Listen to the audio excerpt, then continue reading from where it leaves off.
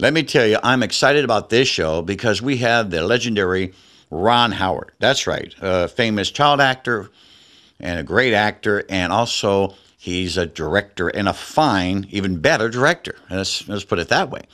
Ron Howard started in the Andy Griffith Show for many years on the CBS network, and then he went on to Happy Days on the ABC network for many years. And I'm telling you, he was in some big films, American Graffiti as an actor, and one of his early films as an adult with John Wayne in his last film, and that was The Shootist in 1976.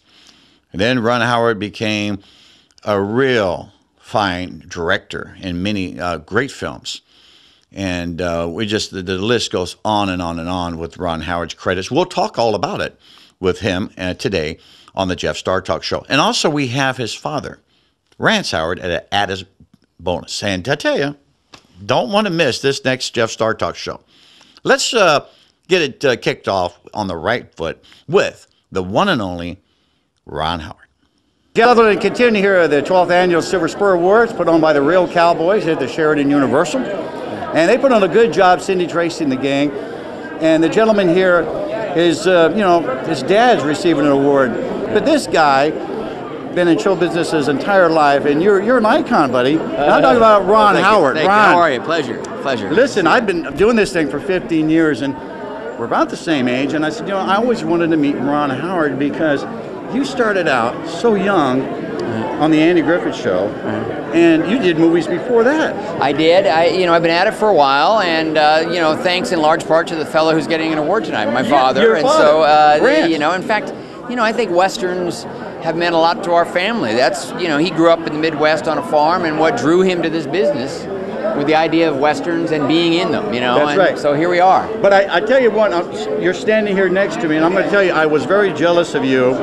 Not only that you did Richie Cunningham all the years on ABC Happy Days, but you was in The Shootist. I know. John Wayne's last movie. That was a great experience, and people always ask me, what was that like? I always say, he was a very dynamic, bigger-than-life person, but if you met him and worked with him, you wouldn't be disappointed. I wouldn't mind playing a part again. Hey, we'd love to see Ron Howard in front of a camera again. Now, tell us a little bit about your father's award tonight here at the Silver Spur. Well, I'm actually not sure which one he's getting. I know it's a kind of a Lifetime Achievement Award, and you look at his resume, and while never rising to becoming like maybe Gary Cooper, which was probably his dream, he's been in probably hundreds of westerns, and continues to work. And the great thing is that at age 80, he's about as busy as he's ever been, which is pretty busy. And you're from originally Oklahoma, right? Born in Oklahoma, as was he, my mom, and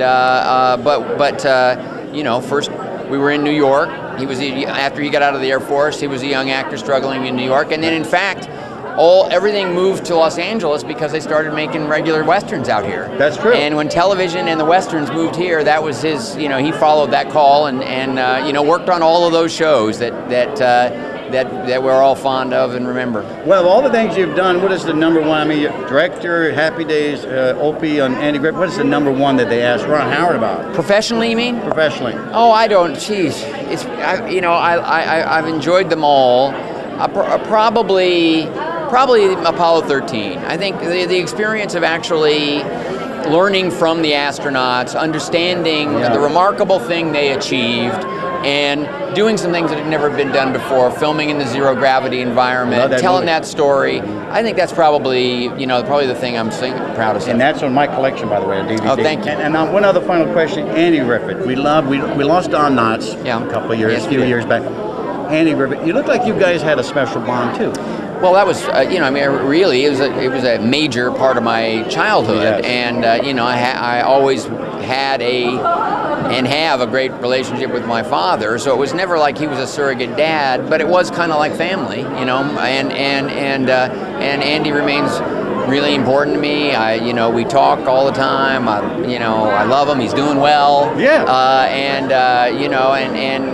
what he achieved with that show is the tone, the style, the integrity, the respect he had for the South while still you know, getting comedy out of it. That show still exists. It's utterly unique in the Never annals went of off the air. television. And you know, I see my lady says, "Well, Jeff, you watched that episode 40 times." I said, "But it's Andy Griffith." Yeah, well, thank you. And I don't know what it is about that show. I know. And one other question too. I know you love baseball, and Yeah. I knew you had a dream of baseball, and so did I. Yeah. And I know about the playoffs.